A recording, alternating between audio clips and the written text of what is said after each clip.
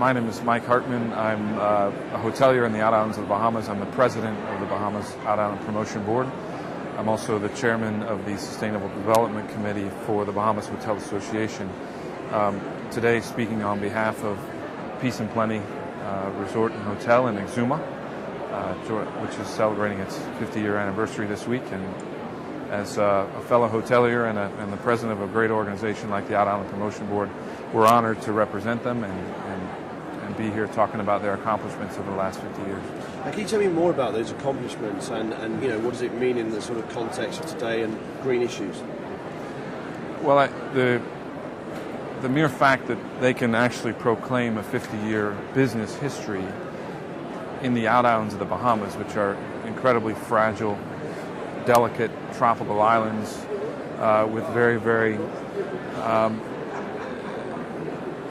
delicate fabric of social environments on these islands as well. The fact that they've been able to sustain and succeed as a business in that environment speaks volumes to their greenness or their sustainability. I prefer the word sustainability. What the definition of green is a big word. What is sustainable? What does it all mean? And for me, as a fellow hotelier, watching them and learning from how other Out Island hotels have developed and come around, the fact that they're still operating in the same place, they're still promoting the same beauty and natural resources, that the local community is part of them and they are part of it, that the experience of a stay at Peace and Plenty Hotel is about being a part of the Exuma family. It's about being a part of the beauty of the place and knowing that your stay there contributes to that in a positive way as opposed to pulling away from that, even using and the methods that might have been used 50 years ago. They've progressively come along and continue to improve and ensure that their product remains consistent with the fragility and beauty of the Out Islands of the Bahamas.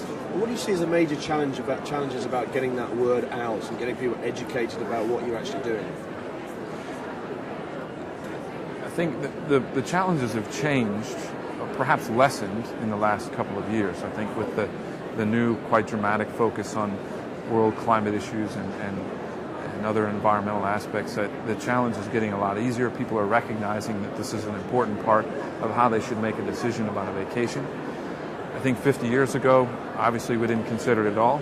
20 years ago, even 10 years ago, it wasn't really important. So I think we're all learning about how to, one, adapt our businesses to fit these criteria for those who haven't taken on that kind of mentality. And I think those folks who have been doing it for so long, not even realizing that they may have been green or sustainable in their methods, are now learning to speak a new language that consumers are demanding.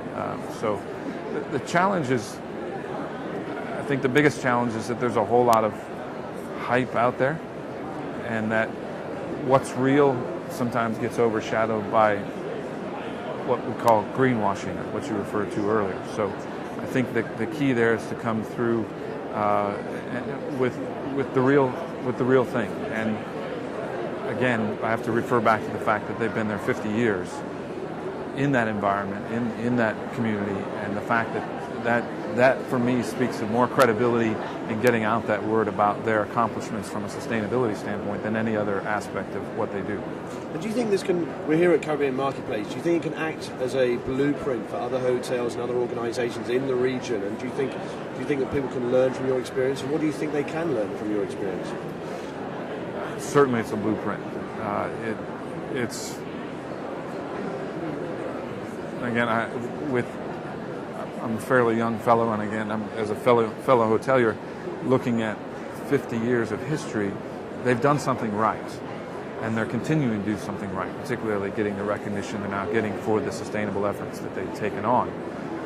And I think more than anything, sustainability, green, the definition of that is typically multifaceted. It's not always about the environment, it's not always about, but it's also inclusive of the social fabric. And I think in the Bahamas, the islands of the Bahamas, where you have these very small communities, the fact that they've been able to embrace and be embraced and really become an anchor in the community is certainly a a real critical point to be learned by those of us who are watching and recognizing their 50-year history.